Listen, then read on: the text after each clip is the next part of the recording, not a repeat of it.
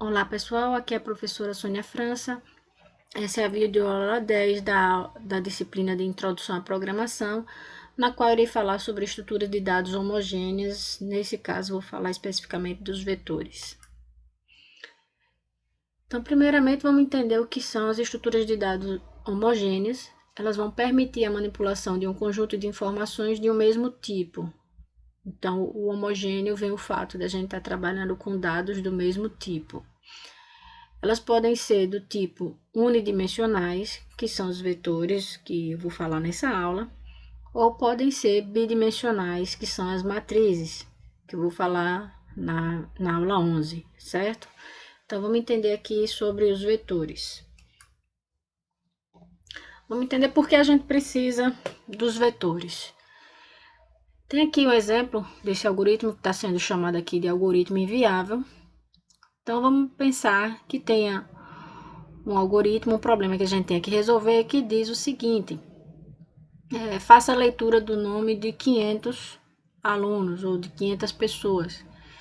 Então, a gente teria que fazer essa leitura 500 vezes, né? Lembrando que se a gente tiver uma única variável que fica sobrepondo aquele conteúdo dos 500 nomes cada vez que a execução for feita, eu sempre no final eu só vou ter o último nome que eu digitei.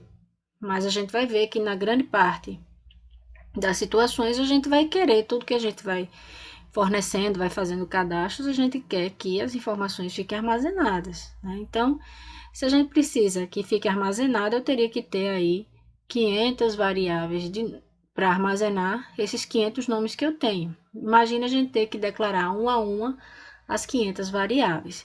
Então, é por isso que esse programa, esse algoritmo aqui está sendo chamado de algoritmo inviável. Então, quando a gente tem um grande volume de dados, né, para estar declarando, aí a gente acaba tendo que fazer uso dos vetores. Então, os vetores é uma das formas de estruturar nossos dados. Ao definir um vetor, estamos reservando de uma única vez várias posições de memória. Uma variável é uma posição de memória que a gente está lá reservado para armazenar informações. Só que quando a gente declara uma única posição de memória. Com os vetores, a gente pode declarar de uma vez só várias posições de memória. Então, a gente vai ter um conjunto de dados que compõe o vetor, é referenciado por um nome único e são diferenciados através de um índice. Então, como ali dentro você tem várias posições de memória, eu preciso diferenciar elas através do índice para eu poder alcançar aquela informação que está lá. Uma variável simples a gente pega pelo nome, o vetor a gente vai ver como é que vai ser. Então, aqui é a representação gráfica de um vetor, certo? A gente vai ter aqui o nome do vetor, as várias caixinhas, né, que representam o vetor, já que o vetor a gente tem várias posições de memória e não mais uma. A variável a gente representava com uma única caixinha, o vetor agora a gente tem várias caixinhas. E aqui em cima, esses números seriam as posições ou os números de cada caixinha. O que a gente chama normalmente é oposição, ou mais corretamente chamaria de índice. Qual é o índice do vetor que você está querendo acessar, ou qual posição do vetor você está querendo acessar, né? Então, eu tenho o vetor e as suas respectivas posições, e em cada uma das posições eu tenho condição de armazenar uma informação. Vamos ver aqui uma animação. Fazendo um comparativo, eu tenho aqui uma variável que eu estou chamando nome A, e eu tenho aqui um vetor chamado nome alunos, certo?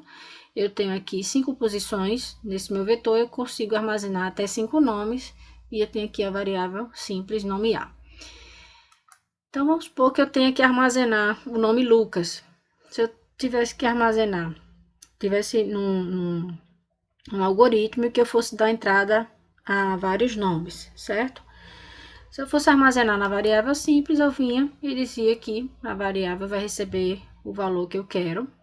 E se eu fosse armazenar em um vetor, eu ia ter que dizer que o meu vetor, numa determinada posição, vai receber aquele conteúdo, certo? Então, aqui é como se eu dissesse o vetor nome aluno na posição 0. Então, eu tenho agora, preciso armazenar um nome agora que seria Ana. Se eu for armazenar na variável simples que a gente tinha até então, o que vai acontecer é, se a minha variável já tem informação, ela vai ser sobreposta com a informação nova que vai chegar. Então, eu perco o Lucas e vai ser colocado agora na posição de memória a variável Ana. Já no vetor, eu posso armazenar em uma outra posição. Eu preservo Lucas, porque estava na posição de memória 0, e agora eu venho e consigo também armazenar mais um nome, que é Ana, agora na posição 1. Só para a gente fazer mais uma vez, se eu fosse armazenar agora Paula, eu teria, na variável simples, eu ia perder Ana, ia sobrepor com o valor Paula, e no vetor, eu posso, numa nova posição do meu vetor, armazenar o novo nome. Então, veja aqui, na variável simples, como eu faço a sobreposição, nomear vai sempre ficar com a última informação que foi passada, que foi Paula. Todas as outras duas anteriores foram perdidas. E no caso aqui do vetor, como eu estou armazenando em espaços de memória diferentes, então eu tenho aqui os 3 nomes preservados, certo? As duas são utilizadas para situações diferentes. Eu preciso de variáveis simples, como também preciso de vetor, mas só para vocês entenderem o que está acontecendo quando a gente usa um vetor. Então, vamos para a parte prática aqui da sintaxe. Como é que eu declaro um vetor? Então, toda variável ela tem que ser declarada. As variáveis do tipo vetor também tem uma declaração específica. A gente vai colocar o nome do vetor, segue a regra de dar nome a variáveis, assim como a gente vem utilizando até então.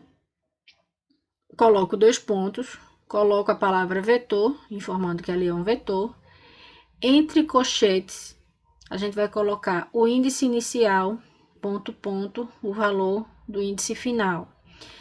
E o tipo de informação que esse vetor armazena. Vamos ver aqui embaixo no exemplo, a gente tem um vetor chamado nome alunos, 2 pontos.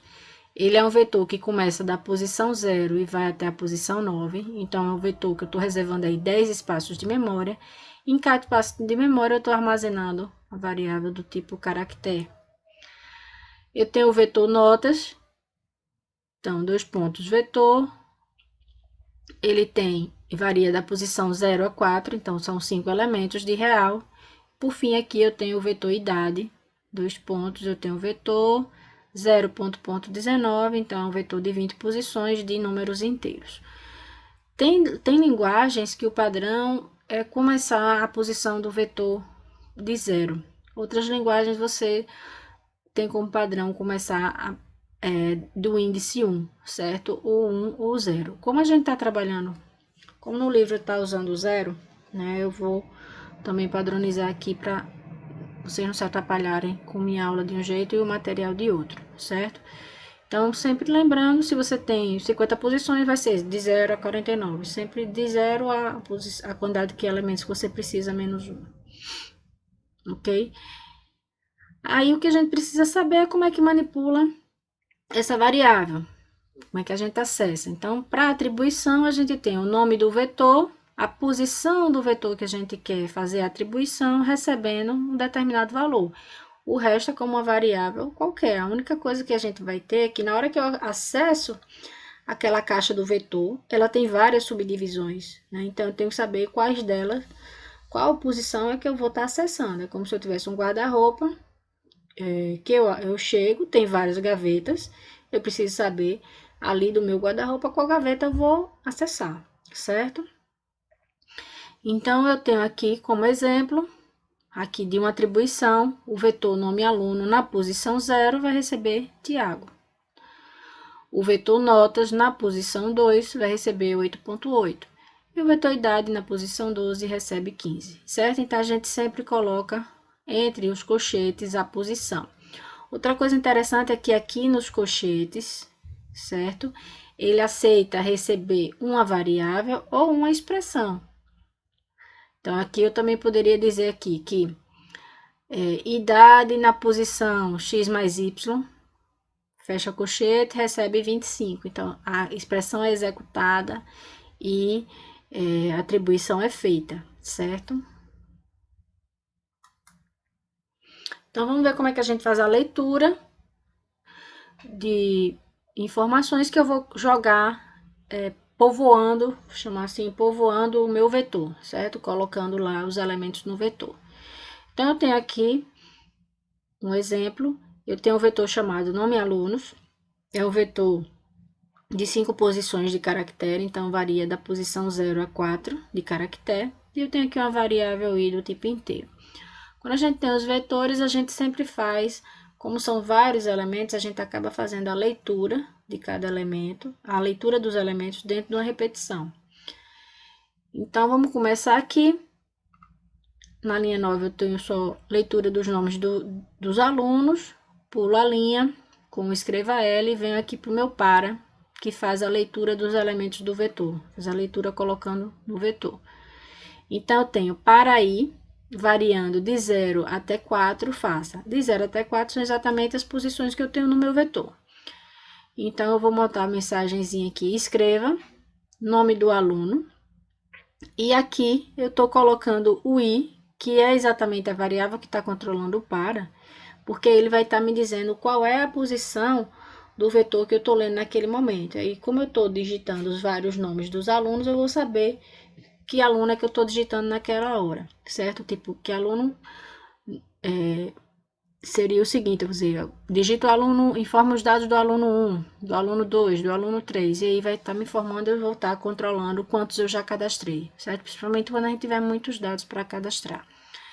E aí eu faço a leitura do nome do aluno, leia nome do aluno. Então, veja que aqui, no colchetes, entre o colchete, eu tive o valor de uma variável. Eu preciso que seja uma variável, porque cada vez que a repetição é executada, o nome do aluno vai sendo cadastrado numa posição posterior, como a imagem que eu mostrei. Primeiro eu cadastrava Lucas numa posição do vetor. Depois, o i já ia ter variado, já ia estar com outro valor, então já ia cadastrar a Ana numa posição seguinte. Se eu usar sempre o mesmo valor, eu vou estar sobrepondo igual quando eu tinha uma variável simples, certo? Não é isso que a gente quer. Então, aqui só para a gente ver o que é que está acontecendo com a execução desse algoritmo, aqui é um algoritmo simples, só fazia a leitura mesmo, né? Mas a título só de explicar como é que faz a leitura. Então, aqui a gente teve, na linha 9, escreva leitura do nome dos alunos, está aparecendo aqui. E aqui, cada vez que a execução era executada, eu dizia nome do aluno 0. E a pessoa digitou, foi digitado Sandra. Depois repetia, o i passou a ser 1, então, nome do aluno 1, Pablo. Nome do aluno 2 e assim sucessivamente. Então, cada vez que a execução desse para foi feita, uma nova posição do vetor foi preenchida, certo? Então, essa seria a leitura. E agora, como é que a gente faria para apresentar os dados que estão armazenados em um vetor? Essa primeira parte aqui, até a linha 13, quando fecha esse para, é a leitura que a gente já tinha explicado aqui no slide anterior. Aí a gente vem agora apresentar os dados que estão no vetor, certo? Então, eu vou limpar a tela, vou escrever lá uma mensagenzinha, nome dos alunos cadastrados, né? E para ir de 0 até 4, faça, então eu tenho que novamente percorrer o vetor, visitando cada uma das posições do vetor para eu conseguir acessar e apresentar os dados daqueles alunos que estão cadastrados. Então, eu vou usar um para também, para apresentar os dados do vetor, assim como eu precisei de um para povoar o vetor, agora eu vou visitar as posições e apresentando na tela. Então, para ir de 0 até 4, faça. Escreva L só nome alunos i. Então, só precisei ir lá na posição, pegar os valores e apresentar. Vamos ver como é que fica na tela? Então, aqui, né, que é essa parte que eu estou evidenciando. Então, nome dos alunos cadastrados.